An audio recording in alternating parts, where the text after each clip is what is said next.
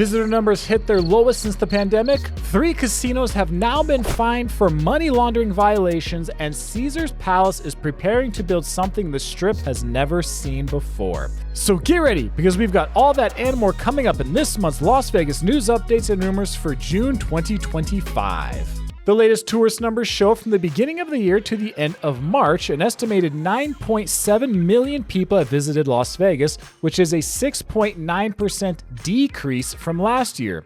The average price for a room on the Strip is now $201, an 8.5% decrease, and the average room price in downtown has reached $100, a 1.3% decrease.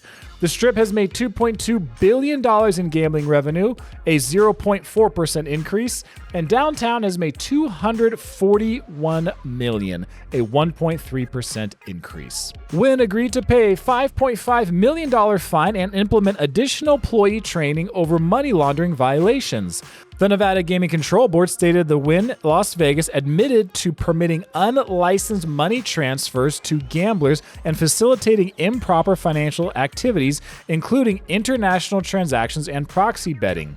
Along with MGM and Resorts World, Wynn becomes the third Las Vegas operator to get fined this year for money laundering violations. Caesars Entertainment has submitted plans for a massive 46,000 square foot day club on the Strip, featuring multiple pools, cabanas, a DJ booth, and a 51-foot canopy.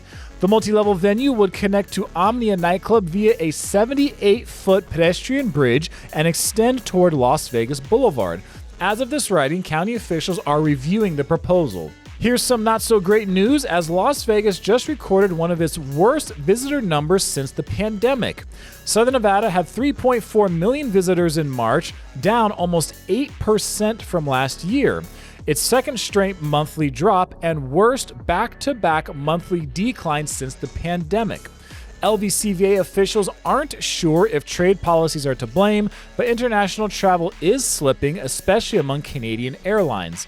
One bright spot in travel so far is convention attendance rose 10% to 534,000 visitors. A $50 million, 25,000 square foot venue called Bottled Blonde Las Vegas is set to open this summer at the Grand Bazaar Shops across from the Bellagio fountains right in front of the Horseshoe Casino. The 3-story space will feature a casual Italian restaurant by day and a high-energy nightclub by night with multiple music zones, a 38-foot LED wall, 40-plus TVs, 360-degree bars, and a rooftop lounge. MGM Resorts International has permanently closed concierge desks at MGM Grand, Park MGM, The Signature, Mandalay Bay, New York, and Vdara, citing that guests seeking concierge assistance are now using the MGM Rewards app more often than visiting physical desks. The closure eliminates 34 positions for the company, though MGM says affected employees are being offered opportunities to transfer. Meanwhile, the Bellagio, Aria, and Cosmopolitan will continue operating their staffed concierge services. Any concierge calls from the affected properties will now be directed to the Bellagio and Aria teams, ensuring guests still have access to personal assistance when needed. Las Vegas tourism officials are digging into their rainy day fund as visitor numbers continue to drop. They plan to spend $37 million more on marketing, up 36%, despite the falling visitor numbers. The move will create a $51 million deficit in 2026, pushing LVCVA's reserves below $100 million for the first time since 2022. President Steve Hill cited a 5% drop in room tax revenue and the impact of tariffs on international travel. The agency hopes the extra marketing will attract more U.S. visitors to bring more money back to Las Vegas. Jacob's Life in Vegas turned 11 years old this month. The first video was posted on this channel in May of 2014, but you won't even see my face in it because I was still too scared to be on camera. Flash forward over a decade and the channel has changed a lot. The video quality has improved, the facial hair is gone, the body is much healthier, and there's still plenty of helpful content coming your way. Thank you for being here. And since you're here and probably want to save money, you can still join the Jacob's Life in Vegas Insiders Club and get 25% off for Memorial Day weekend. My email list already got the heads up, but it's not too late to take advantage. Members get exclusive deals that are not available to the public, like a free play wheel spin at Ellis Island where you can win up to $500, a one-time 15% off ticket deal for shows, sports, and concerts, plus numerous food and drink discounts. To help you budget better, we track casino table minimums as well as which ones give the best rewards points for slot and video poker players, and also track resort, parking, and ATM fees. Lastly, we have the best online forum of Vegas travelers sharing their experiences, including how much they won with the free play deal at Ellis Island. Use the QR code on screen or the link below and enjoy the first year savings. A little-known company just won a $20 million verdict against Caesars Entertainment after a failed partnership turned into years of legal battles. Tipping Point Gaming, which collaborated with Caesars on slot machine side bets starting in 2014, was forced out of business after Caesars sued them in 2018. Tipping Point countersued, claiming Caesars intentionally sabotaged their opportunity. A Clark County judge sided with Caesars, but Tipping Point appealed to the Nevada State Supreme Court and won a retrial. A Clark County jury then sided with Tipping Point, awarding $15 million in damages and $5 million in punitive damages based on evidence that Caesars intentionally interfered with a transaction involving Tipping Point's Planet Bingo transaction. Wynn Resorts is pausing $375 million in renovations, including a major Encore Tower upgrade due to the concerns over rising costs from federal tariffs. CEO Craig Billings said tariffs have a minor impact on operations, mainly food and beverage, but significantly affect capital expenses. The company will release the project once tariff rates stabilize, holding off on new construction timelines for now. Nevada lawmakers just ended another attempt to bring traffic enforcement cameras to Las Vegas roads. This continues a long pattern as similar bills were defeated in 2005, 2007, 2009, and 2019.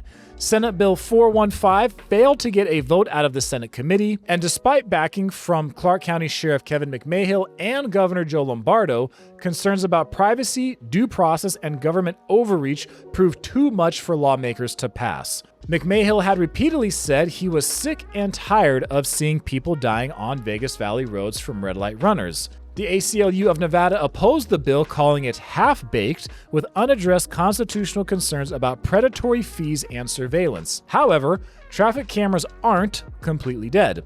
Assembly Bill 402 would allow cameras in construction zones when workers are present, and Assembly Bill 527 would permit school bus infraction detection systems. Football in Las Vegas has seen a lot of changes recently. The Raiders selected 10 players in their 2025 NFL draft class, including Boise State running back Ashton Jeanty in the first round. UNLV saw Ricky White III get drafted by the Seahawks, while Jackson Woodard and Doug Baldwin signed undrafted free agent deals with the Seahawks and Packers. Haj Malik Williams, Cameron Oliver, and Antonio Doyle Jr. all received training camp invites, and Tiger Shanks became the highest drafted Rebel in Canadian Football League history, going in the first round, 5th overall to Montreal. Good work, fellas. Tens of thousands of Nevadans have found out that they've been getting screwed by NV Energy on their monthly bill for years.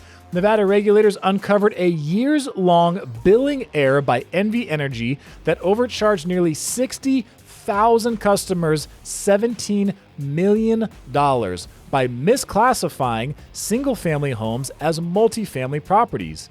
The issue dates back as early as 2001, with most errors occurring from 2017 to 2024.